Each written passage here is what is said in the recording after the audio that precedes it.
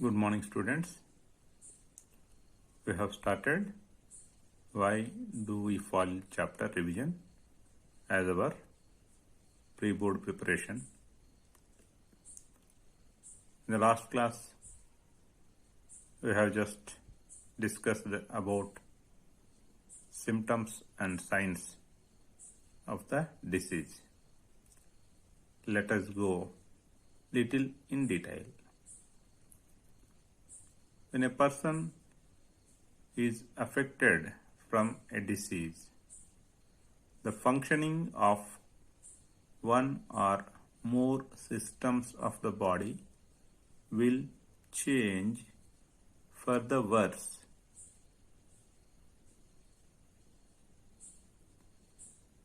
Before the occurrence of disease, the person's systems are in good condition or better condition. When a person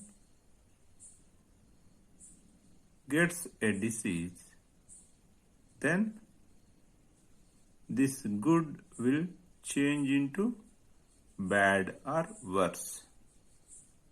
That is, the functioning of one or more systems of the body will change for the worse when a person is suffering from a disease.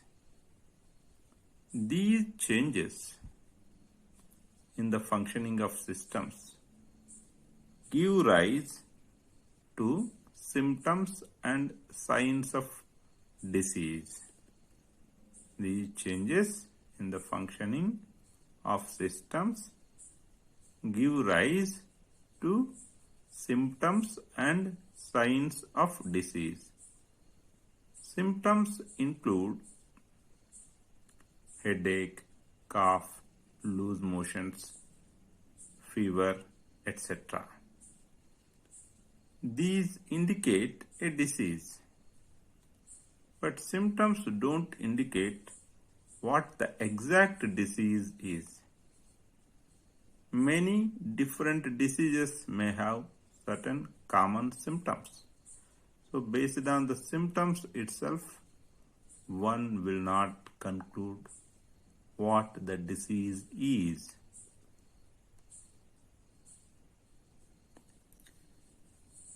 Based on the symptoms, physicians look for signs like appearance of infection in the blood or urine, etc., change in the content of certain important biochemical moieties, or change in the concentration of the cell content like a leukocyte count, red blood cell count, or change in the hemoglobin content, etc. These signs will give a little more definite indication about the presence of a particular disease.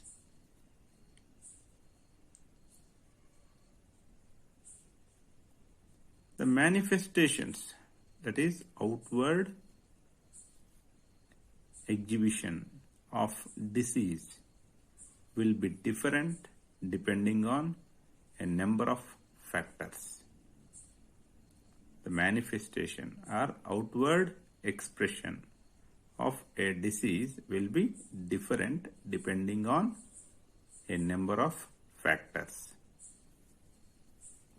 Based on such manifestations of diseases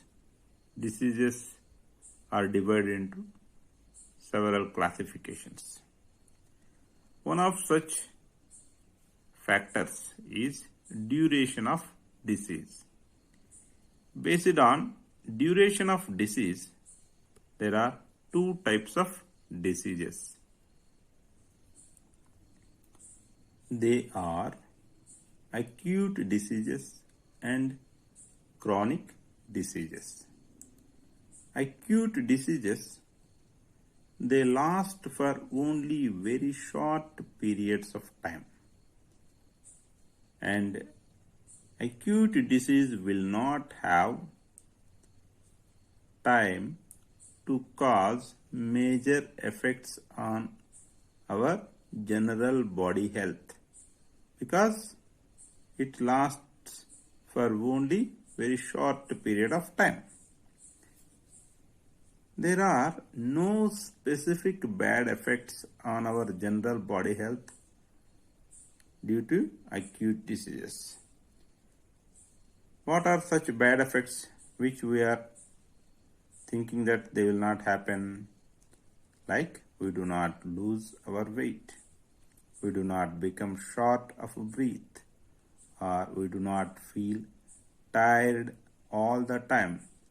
We may not attend to our work for a few days only due to acute disease. See, acute diseases, they last for only short period of time. As they last only for short period of time, they will not have time to cause major effects on our general body health.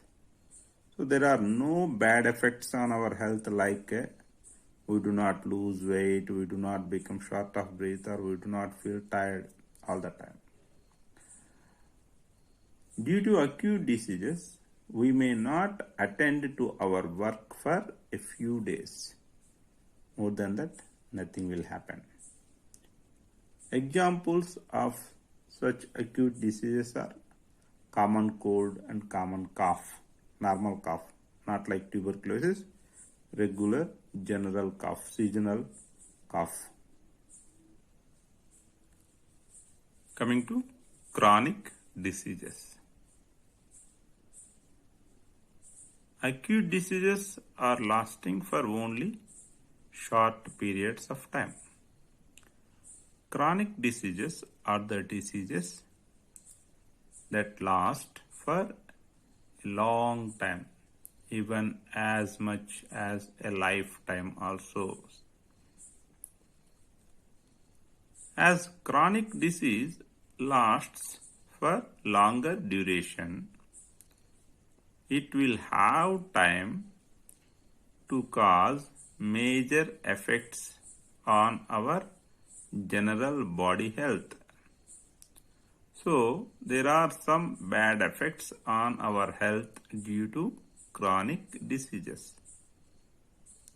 Like, due to chronic diseases, even after recovery, we may lose our body weight, we may become short of breath, and we may feel tired all the time because of longer duration of chronic disease.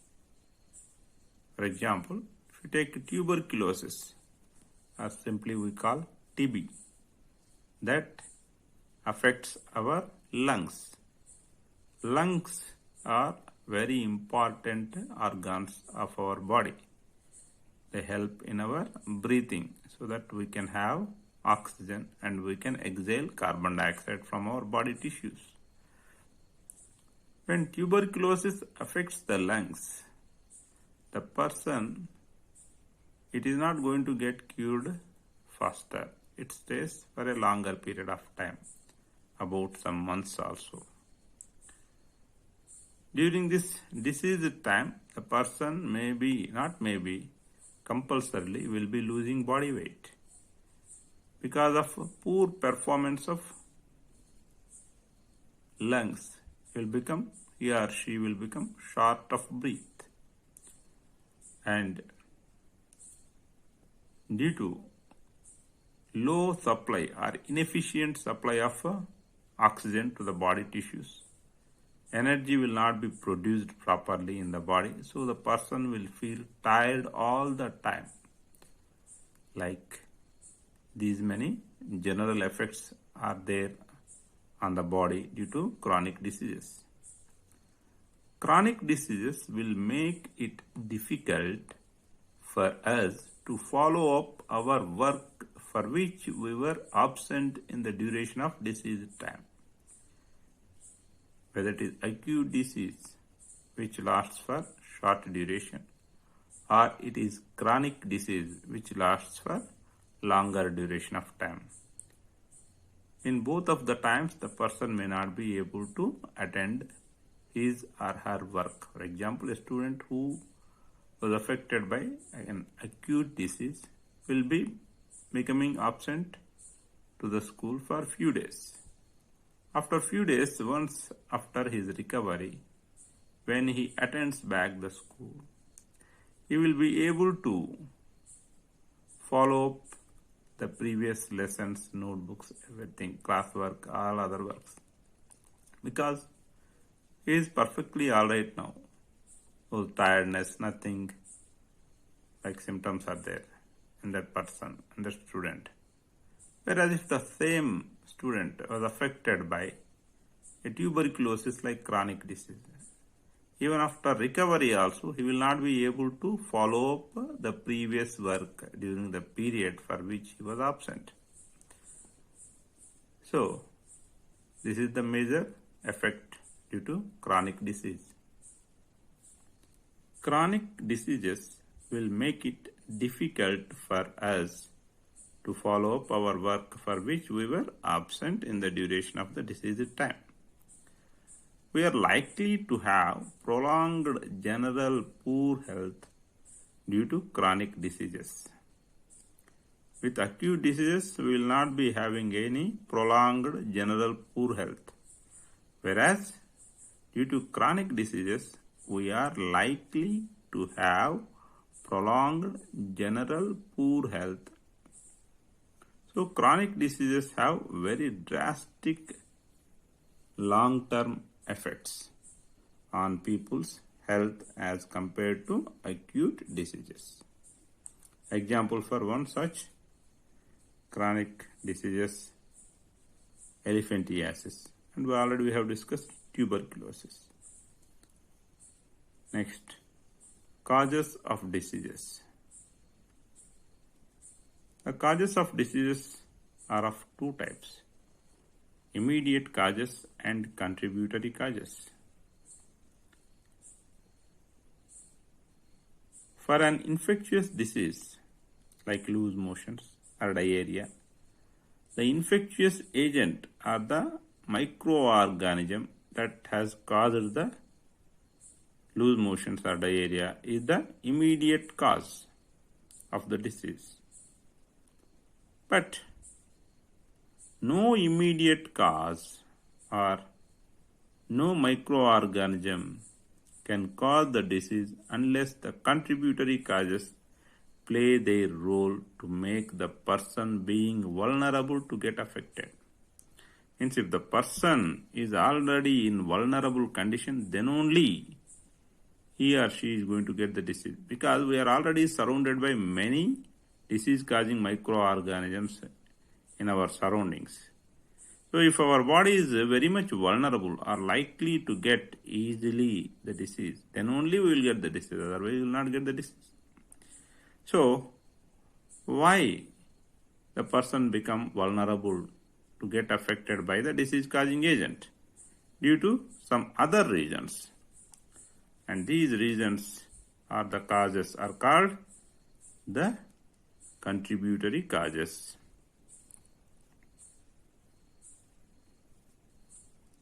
Like what? The route or the means through which infectious organisms come from. For example, a person got diarrhea. Diarrhea is caused by a microbe that lives in unclean water. So by drinking unclean drinking water, the student has got the disease. But the same water has been drunken by other students also. But why they did not get the disease, and why this student alone has got the disease? Because the student is already not that much healthy. So that when this student drank that water, unclean drinking water, due to that microorganism, he got the disease. Other students who are already very much healthy, even though the disease-causing agent entered in their body also, their immune system was very strong so that it could not cause the disease. So not being healthy, making the person to have disease when exposed to some risk. And why he is not that much healthy? Because he was not properly nourished, malnourishment. So being malnourished can be considered as second level cause for causing the diseases. Why malnourishment? Because he was poor household, and genetic differences also to some extent they also play their role. So poor household and genetic differences can be considered as contributory causes. And why unclean drinking water was there? Because of the poor public services by the municipalities, which resulted in providing unclean drinking water. And already we have discussed poverty, poor household, and already we have discussed poor public services, lack of public services or poor public services. Poverty and lack of public services or poor public services, they can be considered as third level causes. So immediate cause is infectious agent, second level cause is malnourishment, third level cause is poverty or lack of public services. So next class we will discuss the types of diseases based on the cause. Thank you.